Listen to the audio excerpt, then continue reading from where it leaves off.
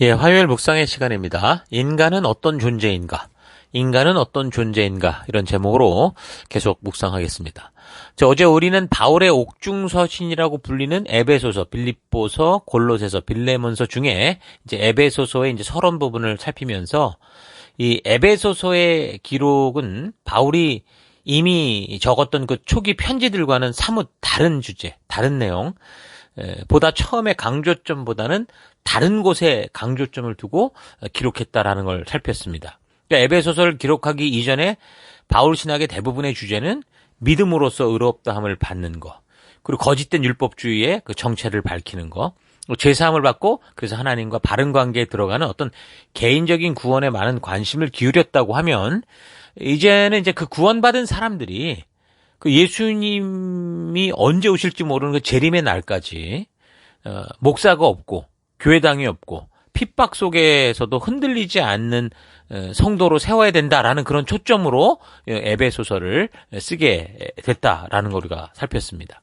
그래서 이제 에베소서가 말하는 이 내용의 주제가 이제 교회론이다, 그렇게 말할 정도라고 그랬죠. 이전에는 바울의 의식 속에 예수님이 재림하시면 모든 세상이 다 정리되는 거니까, 뭐, 교회론, 뭐, 성도란, 뭐, 무엇이냐, 이런 거에 대한 그런 생각이 없었죠. 근데 그 당시 예수님의 제자들도 처음에 곧 예수님이 오신다라는 약속이 있었고 성령도 이미 임하셨기 때문에, 예수님의 재림도 곧 있겠구나라는 그런 생각 때문에 예수님이 행하여 오신 이 행적들과 그의 말씀을 뭐 문서로 남기는 그런 일들을 생각도 하지 않았었습니다. 그러니까 바울의 초기 서신도, 이미 살핀 초기 서신도 뭐 그런 증거를 문서로 남기려고 적은 게 아니라, 아니 예수님의 재림이 이제 곧 있을 건데 교회 속에서 지금 막 서로 막 다투고 문제가 생겨서 분열되고, 또 거기다가 거짓 할례당들이 들어와서 뭐 구원의 길에 대해서 헛소리를 하고 그러니까, 주의 재림을 기대하고 소망하는 길에서 이 모여든 이 부름받은 성도들이 막 흩어지게 하는 이런 부분에 대해서 아주 강하고 단호하게 막 율법주의를 책망하고 막 그런 감정 섞인 그런 말들을 하고 막 이런 것들 우리가 이미 살폈었잖아요. 자, 그런데 이제 정작 시간이 흘러가면서 바울이 이제 본의 아니게 로마의 어떤 가택연금 상태가 되고, 또 그런 상태에서 그동안 전파된 복음의 어떤 그런 이 전파 속도를 볼 때, 땅끝까지 이 복음이 전파돼야 예수님의 재림이 있을 거라는 분명한 예수님의 약속이 있는데, 이게 쉽게 이루어지지 않을 수 있겠구나라는 걸 알게 되면서, 에베소서를 쓸 때는 이제 그런 재림의 이야기가 쑥 들어가고, 이제 언제 주님이 이 땅에 임하실지, 재림하실지 모르지만, 그때까지 성도들이 이 하나님의 부르심을 붙든 든든한 교회로 새 언약 백성된 이 사명을 바르게 감당해가는 그런 일에 초점을 맞춰서 그런 주제로 이제 이야기가 전개된다고 그랬습니다. 그러니까 정리를 하면 바울이 예수님의 재림에 대한 이 종말 관점을 새롭게 이제 각성하게 되면서 이 종말론이 바뀌게 된 건 뭡니까? 첫째, 예수님께서 마태복음 24장에 종말에 대해 언제 올 거다라는 그 분명한 이 땅 끝까지 복음이 전파될 때 올 거다라고 했던 그 말씀이 분명히 있는데, 아직도 복음이 전파되지 않은 수많은 지역들을 보면서 그걸 이제 깨닫게 된 거고, 둘째는 에베소서 3장을 볼 때 바울이 이 부분 때문에 분명히 기도하고 하나님 앞에 어떤 그 지혜를 구할 때에 하나님께서 성령을 통해 그에게 교회의 의미, 성도의 의미에 대한 아주 심오한 비밀을 깨닫게 해주심으로, 그래서 이제 바울의 이 예수님의 재림에 대한 이 종말 관점이 이제 바뀌게 된 이라는 걸 우리가 알 수 있는 겁니다. 그러니까 예수님께서 메시아로 이 땅에 오시고 우리 죄의 문제를 해결하시려고 십자가에 죽으시고 부활하신 후에, 이제 그 다음에 이 소식이 땅끝까지만 전달만 되면 모든 게 끝이다라고 생각했는데, 그게 아니라 그렇게 쉽게 되는 게 아니라는 걸 알게 되면서 앞으로 계속되는 오고 오는 세대 백성들까지도 하나님이 어쩌면 계속된 구원의 길을 열기 위해 이 교회로 우리를 존재하게 하시는구나. 그러니까 그리스도가 머리 되신 살아계신 하나님과 교통하는 영원한 교회, 이 교회와 성도의 정체성, 이런 이 하나님의 의도, 하나님의 엄청난 계획, 새 언약의 진정한 의미를 이제 사도 바울이 그걸 깨닫게 된 거죠. 그래서 이제 그의 계획도 이제 달라지게 되는 겁니다. 그래서 이제 로마 이후에 그가 이제 원래는 스페인까지 가겠다 그런 얘기를 한 적도 있는데 이게 무기 연기됐는지 뭐 취소됐는지 아니면 잠깐 갔다 왔는지 확실하지 않고요. 언급을 안 하니까. 근데 이제 뭐 그런 어떤 스페인 문제가 아니라 지금까지 그저 열심히 땅끝까지 복음을 전하고자 하면서 생긴 이 믿음의 공동체, 교회, 성도. 이 교회가 하나님의 광대한 구원의 핵심이 된다. 이 교회는 단지 예수님의 재림을 기다리다가 그렇게 천국으로 싹 가는 그런 존재 정도가 아니라 오고 오는 세대 속에 하나님의 백성들이요, 하나님의 백성들이 모인 하나님의 나라로서의 그 역할을 어떻게 해가는가라는 그런 바른 정체성을 이제 알게 하는 이런 일들이 이제 필요했던 거죠. 그래서 이제 에베소서의 내용은 교회의 정체성, 성도의 정체성에 대해 굉장히 중요한 것들을 말합니다. 뭐 항상 무엇을 하든 간에 모든 일에 앞서서 일단 자신의 정체성을 알고 또 내가 속한 공동체의 목적을 분명히 아는 것은 모든 살아가는 삶의 기초가 되는 거죠. 왜 무엇을 위해 이곳에 모여 있고 여기서 살아가야 되는지를 모르거나 또는 이 공동체가 가진 목적을 잘못 오해하고 있으면 내가 속한 공동체는 분명히 어떻게 됩니까? 산으로 가게 되죠. 왜요? 분명한 방향이 있는데 나는 다른 걸 기대하고 갔으니까 이상한 공간이 될 수밖에 없죠. 그래서 이제 무엇보다 이 사도 바울이 볼 때도 이 교회의 존재의 목적에 대해서 하나님의 뜻, 이 하나님의 그 의도 이걸 바르게 알게 하는 거. 그래서 교회의 정체성, 성도의 정체성을 바르게 알리는 게 굉장히 중요하다라는 걸 알게 됐고, 그래서 이제 뭐 에베소서에 대한 여러 가지 뭐 이제 주석들이 있지만 무엇보다 먼저 우리는 이 에베소서를 통해서 바른 성도의 정체성, 교회의 정체성, 하나님이 이 일을 이루시는 목적 이거를 우리가 바르고 온전히 알아야 되는 겁니다. 그래야 우리는 이런 역사들 속에서 성경과 이 역사, 하나님이 이루시는 일을 바르게 보는 눈을 가질 수 있는 거죠.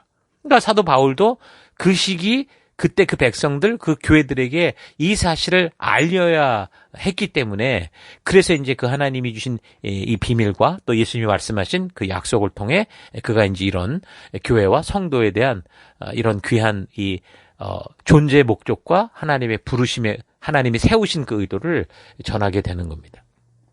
자, 그렇다면 하나님이 태초부터 계획하신 교회와 성도 새 언약의 그림은 어떤 것이었을까요? 하나님이 바울에게 계시로 알게 하신 그 교회의 존재의 목적, 새 언약을 이런 식으로 성취하신 목적, 그건 무엇이었을까? 자, 우리는 이 문제에 대해서 단지 지금 이 바울이 있게 된 요 한순간, 바울이 깨닫게 된 요 하나, 에베소서만을 통해서 알 수 있는 게 아니라 하나님께서 창조로부터 시작되는 역사 속에서 믿음의 사람들과 어떤 일을 해오셨고 무엇을 이루어 오셨는가라는 걸 우리가 볼 수 있을 때 그때 이제 온전히 그 하나님께서 성취하신 이 새 언약 공동체, 교회, 성도의 개념을 우리가 바르게 깨닫게 될 겁니다. 자, 그래서 창조의 시간부터 하나님이 이루어 오신 그 역사를 우리가 좀 차분히 좀 먼저 되돌아보면 먼저 이 창조의 사건을 통해 볼 수 있는 게 뭡니까?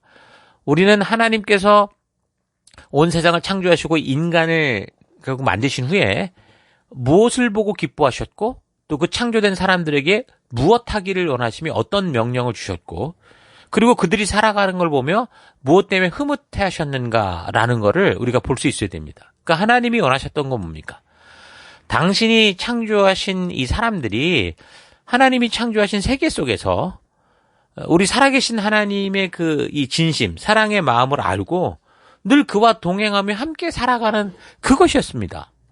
그러니까 하나님은 피조된 인간들에게 뭔가 종교적인 큰 짐과 뭐 규칙을 줘서 온 인간들이 당신 앞에 나와서 늘 경배하고 숭배하고 이렇게 살게 하려고 한 게 아니라 당신이 창조하신 이 세계를 유지하는 어떤 노동자, 뭐 그런 어떤 일꾼으로 그렇게 만들려고 한 게 아니라 당신을 닮은 그 존재.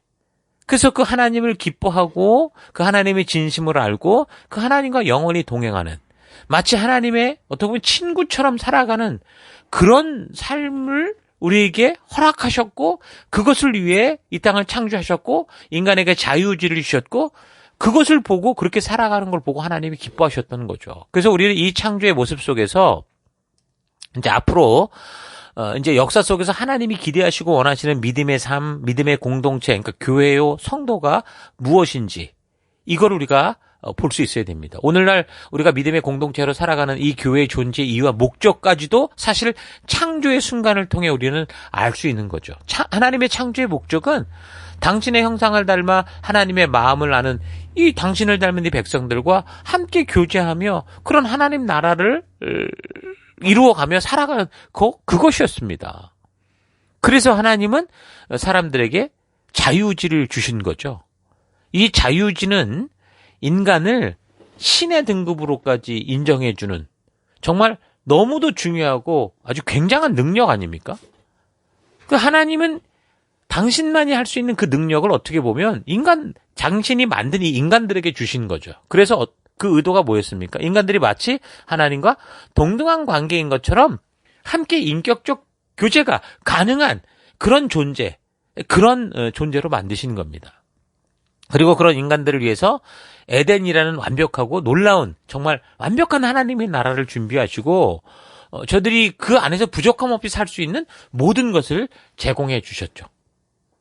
그래서 하나님이 처음 창조하시면서 보여주신 이 에덴 공동체의 모습을 우리가 잘 볼 수 있어야, 잘 기억해야 이제 앞으로 역사 속에서 이제 계속 나타나는 하나님이 뭔가 자꾸 믿음의 사람을 찾으시고 그들을 모으시면서 하나님이 주도하시고 이끄시고자 하는 그 나라, 그 만드시고자 하는 그것이 무엇인가, 어떤 목적이 있는가라는 걸 바르게 알 수 있게 되는 겁니다. 그러니까 하나님은 다른 어떤 사심이 없이 정말 인간들의 행복과 하나님과 더불어 사는 그런 거룩한 관계를 원하셨는데, 그런데 하나님의 영광을 차지하려고 했던 이 사탄이 끼어들면서 그 사탄이 인간의 자유의지를 자극한 거죠. 그래서 스스로 자기가 하나님과 동등된 존재, 이것도 결국은 하나님이 창조한 육신은 없으나 인격적 영적 존재였는데 이 사탄이 하나님을 반역하고 하나님의 영광을 가로채는, 지가 하나님이 되려고 하는 그런 하나님과 동등된 존재가 되려고 했던 이 사탄의 그런 반역에 인간들이 동참하도록 결국 하와의 욕심, 하와의 자유의지를 자극하고, 그런 사탄의 자극에 동참한 하와가 그 남편 되는 아담까지 그런 일에 동참을 시킴으로 말미암아 하나님이 주신 자유의지를 가지고 피조물이라는 본분을 상실하고 하나님과 같아지려는 그런 범죄를 저지르게 되는 겁니다. 그러니까 완벽한 하나님 나라 속에 이게 이상한 일들이 벌어진 거죠. 그래서 그 결과는 결국 아담과 하와가 에덴 동산에서 쫓겨나게 됐잖아요. 근데 이게 단지 그 땅에서 쫓겨났다 이런 정도가 아니라 영원한 생명 가운데서 떨어졌다라는 거예요. 생명의 길에서 떠나서 이제 죽음의 길, 지옥을 향한 그 길로 떨어지게 됐다. 그 길 가운데서 살게 됐다, 그 말인 거죠. 그래서 그 후에 사람들이 결국 이 세상에서 번성을 하게 되는데, 그러니까 하나님과의 교제를 떠난 이 사람들은 결국 생명의 길로 돌아오는 게 아니라 이 죽음의 길에서 끝까지 자기의 욕망과 욕심대로 그렇게 고집스럽게 살아가면서 끝없이 죄를 범하다가 결국 이 세상에 가득 찬 그 죄악 때문에 도저히 희망이 보이지 않는 이 세상으로 말미암아 결국 홍수 심판을 받아서 모두 죽게 되죠. 그러니까 하나님이 창조하시며 완성하셨던 그럼 그 하나님 나라가 그렇게 끝이 나버리고 만 걸까요? 하나님의 그 분명한 이 세우신 나라가 결국은 인간들의 반역으로 다 이렇게 된 거니까. 근데 다행히도 이 하나님의 나라가 없어지지는 않습니다. 그 중에 이 죄악이 관영한 중에 하나님을 배신하고 자기 욕심대로 살아가는 그 세속의 세상 속에서 그나마 하나님을 기억하고 하나님의 마음을 알아서 하나님의 뜻대로 살고자 했던 사람이 있었습니다. 그러니까 그 시대 남은 자죠. 그게 누굽니까? 노아였죠. 노아와 그의 가족을 통해서 하나님은 다시 그가 처음 창조하셨던 그 나라의 모습으로 살 수 있도록 새로운 세상이 시작되는 그런 은혜를 주신 거죠. 그렇다고 해서 이미 떠난 에덴 동산, 그 죽음의 길에서 다시 생명의 길로 돌아와서 새로운 에덴 동산이 생긴 건 아니라 이미 에덴을 떠난 그곳, 하나님과의 관계에서 단절된 그런 그곳에서 인간 스스로 하나님을 찾을 수 없는, 하나님께로 돌아갈 수 없는 그곳에서 계속 살아갈 수 있게 하신 거죠. 그래서 또다시 생육하고 번성하기 시작한 겁니다. 물론 하나님의 뜻은 그 길을 돌이켜서 하나님께로 돌아오기를 원하는 그런 마음이 분명히 있으셨겠죠. 그래서 홍수의 사건으로 인해서 노아를 통해 시작되는 새 인류는 하나님의 존재를 분명히 알고 또한 하나님의 뜻을 분명하게 전해 들으면서 번성하기 시작한 겁니다. 그렇게 이제 세월이 또 흘러가기 시작했는데 사실상 이제 그 이후에 또 성경적 역사적 사건 시간으로 보면 그리 오래되지 않은 그러니까 홍수 심판 이후에 그렇게 오래되지 않은 그런 시간이 흘러가고 있었는데 사람들은 어쨌든 번창하기 시작하면서 하나님의 존재를 무시하고 하나님의 마음을 잊은 사람들, 다시 말해서 자기의 생각과 자기의 본능적 욕심대로 살아가고자 하는 사람들이 또다시 이제 생기기 시작하는 겁니다. 그런 사람들이 함께 바벨탑이라는 것을 쌓았는데 그 규모가 어느 정도냐, 뭐 하늘에 닿았다 안 닿았다 이게 중요한 게 아니라 그 의도가 뭐라는 거예요. 하나님의 뜻을 대적했던 사탄의 그 의도를 또다시 쫓아가는 그런 짓이었다라는 겁니다. 그러니까 또다시 하나님과 같아지려는 시도를 한 거죠. 다시 말해서 그 영원한 죽음의 길, 심판의 길에서 돌이키지 못하고 계속 그 길을 고집했다 그 말입니다. 이런 식의 삶의 결과는 그 시간이 얼만큼 길게 가든 또 그 길에서 얼만큼 화려하고 뭐 얼만큼 뭐 어떻게 살아가든 결국 그 길의 끝은 멸망뿐이다라는 거죠. 그래서 하나님께서는 이런 멸망의 길로 사람들이 다 흘러가서 결국에는 모두가 다 죽음의 길로 가지 않을 수 있는 방법을 찾으셨는데 그게 사람들의 언어를 분리시키셔서 사람들을 이제 지구 전역으로 흩으시는 거였습니다. 그러니까 이렇게 욕심대로 살고자 하는 사람들의 이 언어를 분리시키신 이유가 무엇이었을까? 사람들끼리는 이 정말 진심이 통하는 소통이라는 게 굉장히 중요하지 않습니까?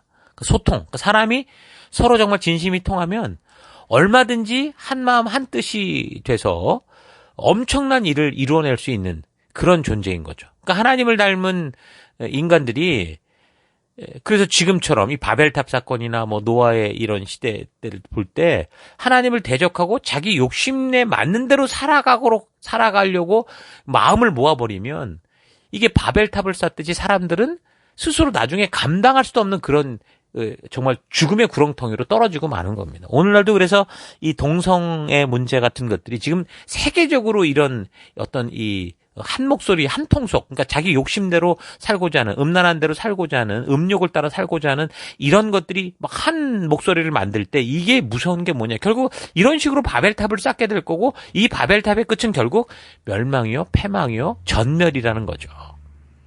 어쨌든 하나님의 형상을 닮은 사람들은 정말 대단한 존재들이죠. 그러니까 지금 우리가 사는 이 시대에는 큰 쇳덩어리가 막 하늘을 날아다니잖아요. 비행기가. 심지어 우주까지 날아가고 또 바다 깊은 곳까지 들어가서 뭐 엄청난 능력을 발휘하고 또 사람의 귀로 듣지 못하고 시력으로는 볼 수도 없는 그런 부분들 속으로 들어가서 밝혀내고 거대한 우주를 관측할 뿐 아니라 너무도 작은 보이지 않을 법한 작은 세계 속 그것을 관측하는 나노과학이라고 하잖아요. 나노과학까지 발전시키는 엄청난 능력을 지닌 존재들이 바로 사람들이에요.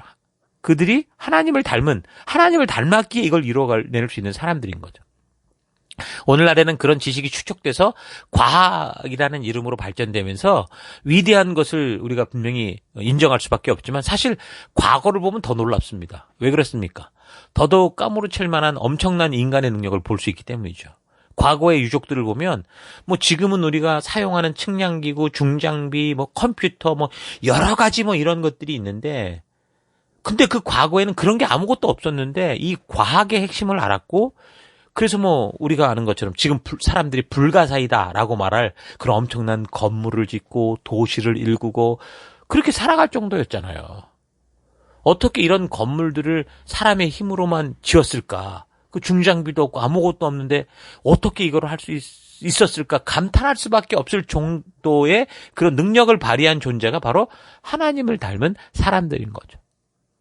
그 이런 사람들이 지금은 우주를 날아다니고 나노과학의 발달로 우리가 눈에 볼 수도 없는 그런 세계를 다 관찰하고 뇌의 뭐 뇌파까지 다 파악을 하고 그런 능력을 볼 때 사람들은 어쨌든 과거나 현재나 정말 신과 견줄 만한 정말 하나님을 닮은 존재다. 그런 지혜와 능력을 가진 존재다라는 걸 부인할 수 없죠. 이전에 몇 해 전에 유발 하랄이라는 그런 작가가 호모데우스라는 책을 적었었는데 그걸 봤는데요. 그러니까 지구를 평정하고 신에 도전하는 인간은 어떤 운명을 만들지, 인간의 진화는 거듭할 것인지 쓸모없는 존재가 될 것인지, 뭐 인간이 만들어갈 유토피아 혹은 디스토피아 미래에 대한 그런 이야기를 다루는 책이었거든요. 이제 이 시대는 불과 지금으로부터 100년 안팎으로 가난, 질병, 이 전쟁으로부터 90%, 더 나아가서 100%도 벗어날 수 있을 거다. 그렇게 예상을 하고, 그렇게 보면 이제 영생불멸의 삶을 추구하는 그런 시대로 가까워진다. 이런 얘기를 하는 거죠. 뭐 우리가 요즘에 인터넷에서 아주 유명한 페이팔 같은 경우, 이 공동 창립자였던 피터 틸이라는 사람은 최근 이 자신의 목표를 뭐라고 그랬냐면 영원히 사는 거다. 그렇게 얘기를 했습니다. 그러니까 인간의 죽음에 대해 수용하는 게 그게 보편적인 게 인간 아닙니까? 근데 그거를 부정하는 그런 사람들이 이제 나오는 거예요. 또 그런 죽음과 싸우고자 하는 사람들, 그 죽음을 극복하고자 하는 사람들이 있다는 거죠. 요즘 발전된 유전공학, 재생의학, 아까 말한 나노기술 같은 분야들의 이 아찔한 이 발전을 힘입어서 죽음과 싸워 이길 수 있는 방법에 대해서 아주 더 낙관적인 그런 미래를 예견하는 그런 일들이 생기고 있습니다. 또 어떤 전문가들은 2200년에는 인간이 죽음을 극복할 것이다 라고 하고, 또 다른 사람들은 그 시점을 2200년도 아니다, 한 2100년쯤 되면 그럴 수 있다, 그렇게 말하기도 합니다. 그래서 어떤 사람들은 2050년에는 몸이 건강하고 은행 잔고가 충분한 모든 사람들이 이제 불멸, 죽지 않는 그런 일에 집중하게 될 거다, 그런 식으로 얘기를 하죠. 우리는 현재 비슷한 얘기로 우리 시대의 얘기는 100세 시대다, 그런 말을 하죠. 사실 이런 이야기를 하게 된 때가 불과 10년도 되지 않았을걸요. 한 1, 20년밖에 안 됐어요. 제가 어렸을 때만 해도 정말 배고픈 시기가 굉장히 많았거든요.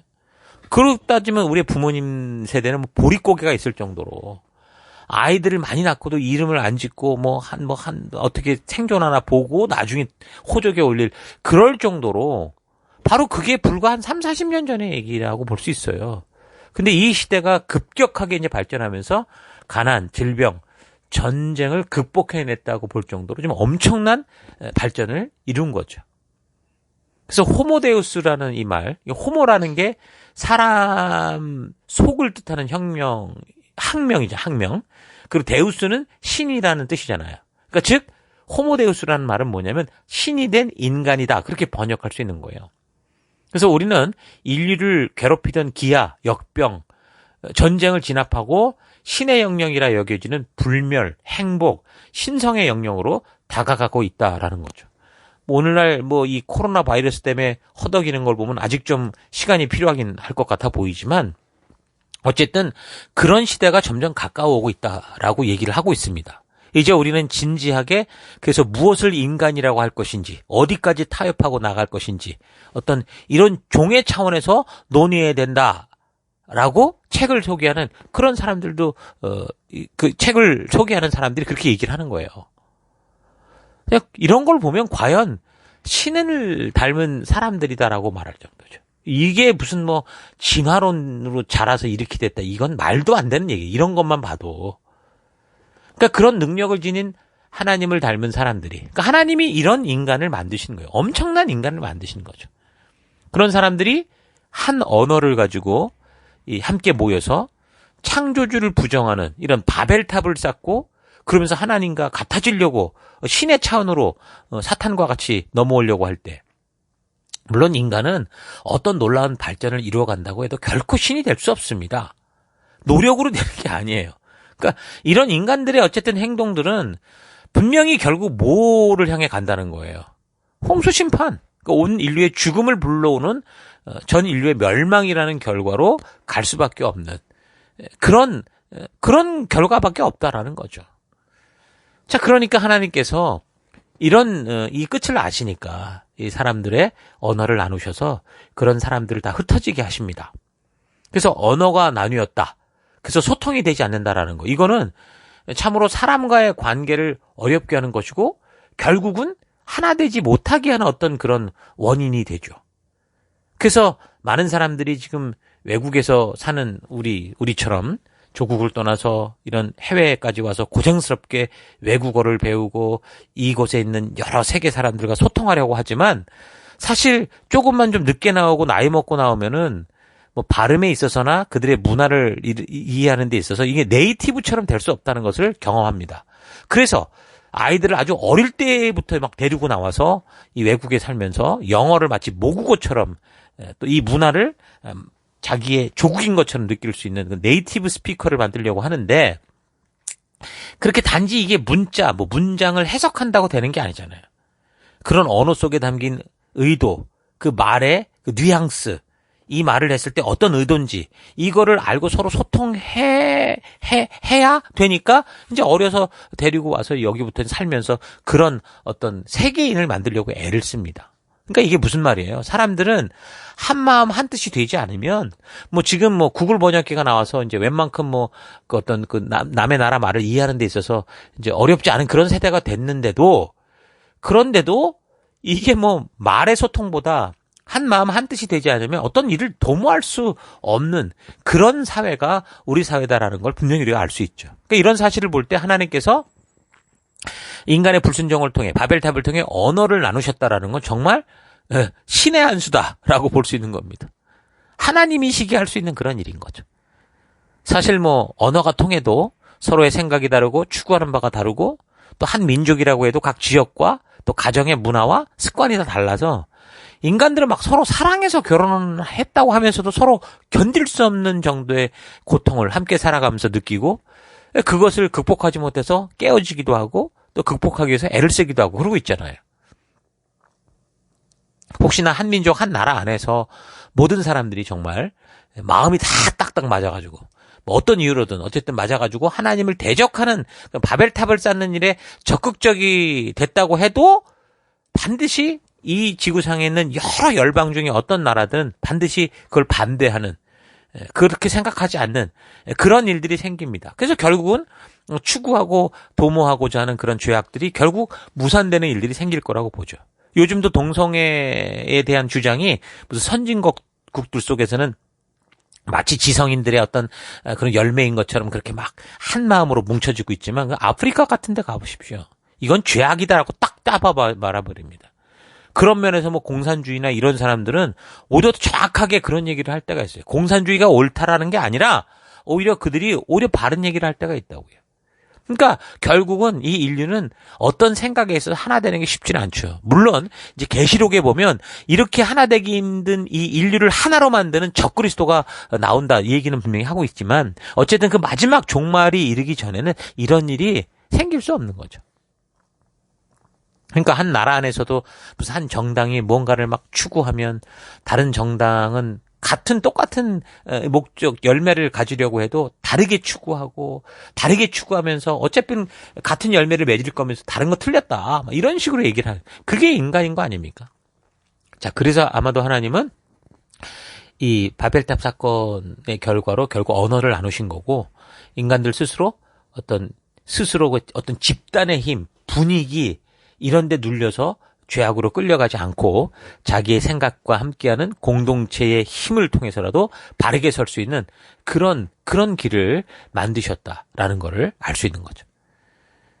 지금 우리는 하나님이 계획하신 이 교회라는 이 새 언약의 성취까지 어떻게 그 역사가 이루어져 왔는가라는 걸 살펴보고 있는데 오늘은 여기 이제 바벨탑으로 인해서 결국에는 또다시 하나님의 그 나라가 뭔가 흩어져 가는 것 같은 그런 여기까지 우리가 살피도록 하십시다. 그러니까 어쨌든 하나님은 언어를 분리하셔서 온 인류를 지구 곳곳으로 흩어질 수밖에 없게 하신 그런 그 마음을 우리가 지금 잘 좀 묵상하시고 그렇게 흩어진 세상 모든 민족과 열방 중에 하나라도 우리가 어떻게 하나님의 나라 백성답게 살아갈 것인지 좀 심각하게 좀 생각해보고 각자가 살아가는 여러분 삶의 더 곳곳에서 그게 한 나라든 한 가정이든 한 사회든 한 직장이든 그곳에서 진정으로 하나님이 거룩하게 구별된 하나님의 백성으로 세우신 그 길을 어떻게 살아갈 것인가 좀 고민하고 좀 그 길로 나아가는 우리가 될 수 있기를 바랍니다.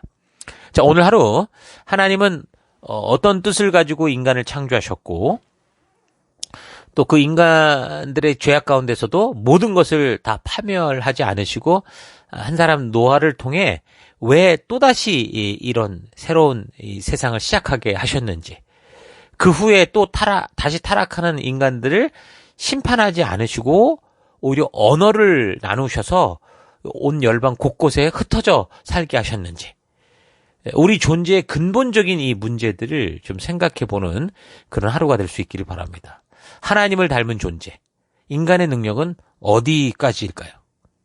왜 하나님은 그런 당신을 닮은 그 인간들에게 정말 이런 무한한 그 능력, 이런 또 그것을 또 마음대로 할 수 있는 자유의지를 주셨을까? 이 자유의지라는 것이 인간들에게 어떤 의미가 있는가? 뭐 이런 식으로 여러분 여러 각도에서 이런 하나님의 뜻을 좀 생각해 볼 수 있기를 바랍니다. 하나님께서 꿈꾸셨던 인간의 창조, 하나님이 함께하는 그런 나라, 그건 어떤 모습이었을까?